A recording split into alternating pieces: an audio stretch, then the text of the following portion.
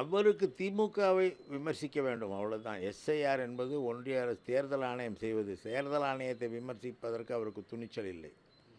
எந்த பிரச்சனையிலும் அவர் திருப்பரங்குன்றம் வழக்கு பிரச்சனை குறித்து கூட அவர் பேசவில்லை. அவருக்கு திமுகவை திட்ட வேண்டும். காரணம், இங்கே முதலமைச்சராக வேண்டும். மக்கள் பிரச்சனை பற்றி கூட அவர் கவலைப்படுவதில்லை.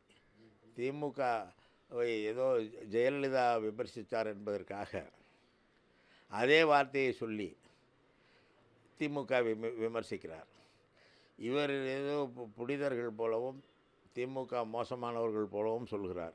ஆனால் இவரை பற்றி சொல்லும் பொழுது கரூரிலே 12 மணிக்கு அங்கே பேசுவதாக அறிவிப்பு செய்துவிட்டு மாலை 7:30 மணிக்கு வந்தார்.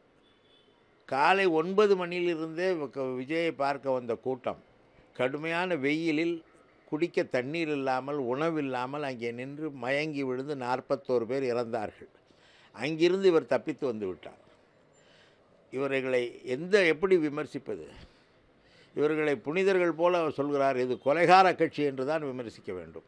அந்த அளவிலே தான் அவர்கள் செய்திருக்கிறார்கள். இன்று வரை ஏன் 12 மணிக்கு வராமல் 7:30 மணிக்கு நான் அங்கே வர வேண்டி இருந்தது, வர நேர்ந்தது என்பதற்கான விளக்கத்தை அவர் தரவே இல்லை. அவர் காலதாமதமாக வந்ததால் தான் இந்த உயிரிழப்பு ஏற்பட்டது. அதை பற்றி அவர் பேச மறுக்கிறார். அப்படி என்றால் இவருடைய கூட்டத்துக்கு வருபவர்கள் அச்சப்படுகிறார்கள். அந்த நிலையிலே தான் அவர் நடந்து கொள்கிறார். அவருக்கு ஒரே ஆசைதான், மக்களை பற்றியோ, கட்சி தொண்டர்களை பற்றியோ, தமிழ்நாட்டை பற்றியோ, தமிழ்நாடு சந்தித்து கொண்டிருக்கிற பிரச்சனைகளை பற்றியோ, ஒன்றிய அரசு தமிழ்நாட்டுக்கு செய்து வருகிற துரோகத்தை பற்றியோ, நிதி தராமல் ஒன்றிய அரசு தமிழ்நாட்டை அலைக்கழிப்பதை பற்றியோ அவர் பேச மாட்டார். காரணம், அவருடைய ஆசை முதலமைச்சராக வேண்டும் என்பது. இதை தாண்டி அவருக்கு அரசியலும் தெரியாது, மக்கள் பிரச்சனையும் தெரியாது, ஒன்றுமே தெரியாது.